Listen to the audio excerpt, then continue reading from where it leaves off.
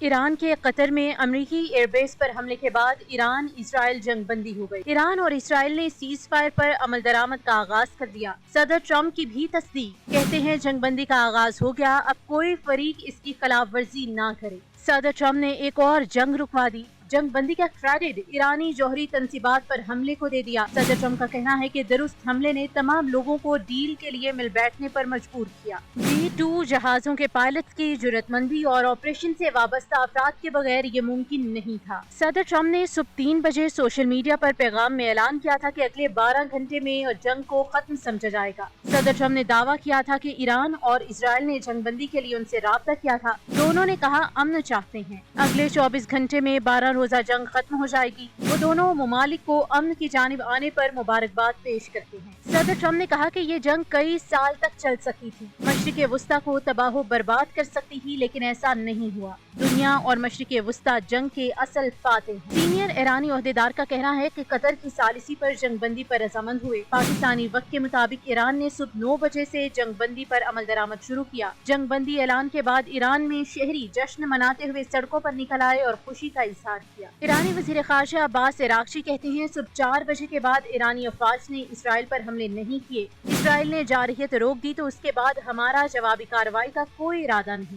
عباس عراقچی کی ایرانی قوم اور فوج کے عزم کی تعریف، کہا ایرانی افواج جارحیت کے خلاف آخری لمحے تک سرگرم اور خون کے آخری قطرے تک دفاع وطن کے لیے تیار۔ ایرانی قوم اپنی افواج کی قربانیوں پر فخر کرتی ہے۔ پاسداران انقلاب کے commander in chief major general Pakpour کا کہنا ہے کہ کامیابی اور فتح پر ملت ایران اور شہداء کے اہل خانہ کو مبارکباد پیش کرتے ہیں۔ میجر جنرل پاکپور نے صدر ٹرمپ کو وارننگ دیتے ہوئے کہا کہ ایران کے خلاف دوبارہ جارحیت کی تو منہ توڑ جواب ملے گا۔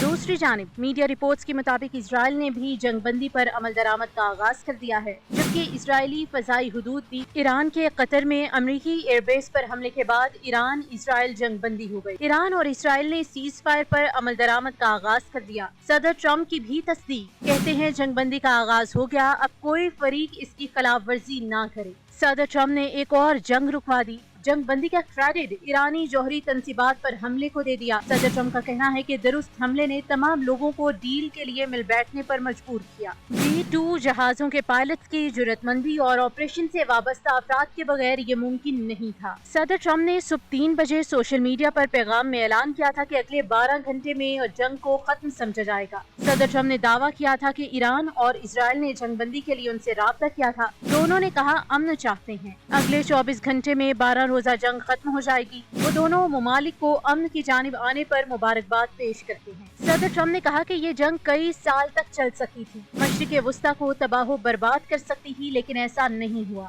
دنیا اور مشرق وسطیٰ جنگ کے اصل فاتح ہیں۔ سینئر ایرانی عہدیدار کا کہنا ہے کہ قطر کی ثالثی پر جنگ بندی پر رضامند ہوئے۔ پاکستانی وقت کے مطابق ایران نے صبح 9 بجے سے جنگ بندی پر عمل درآمد شروع کیا۔ جنگ بندی اعلان کے بعد ایران میں شہری جشن مناتے ہوئے سڑکوں پر نکل آئے اور خوشی کا اظہار کیا۔ ایرانی وزیر خارجہ عباس عراقچی کہتے ہیں صبح 4 بجے کے بعد ایرانی افواج نے اسرائیل پر حملے نہیں کیے۔ اسرائیل نے جارحیت روک دی تو اس کے بعد ہمارا جوابی کارروائی کا کوئی ارادہ نہیں۔ عباس عراقچی کی ایرانی قوم اور فوج کے عزم کی تعریف، کہا ایرانی افواج جارحیت کے خلاف آخری لمحے تک سرگرم اور خون کے آخری قطرے تک دفاع وطن کے لیے تیار۔ ایرانی قوم اپنی افواج کی قربانیوں پر فخر کرتی ہے۔ پاسداران انقلاب کے commander in chief major general Pakpour کا کہنا ہے کہ کامیابی اور فتح پر ملت ایران اور شہداء کے اہل خانہ کو مبارکباد پیش کرتے ہیں۔ میجر جنرل پاکپور نے صدر ٹرمپ کو وارننگ دیتے ہوئے کہا کہ ایران کے خلاف دوبارہ جارحیت کی تو منہ توڑ جواب ملے گا۔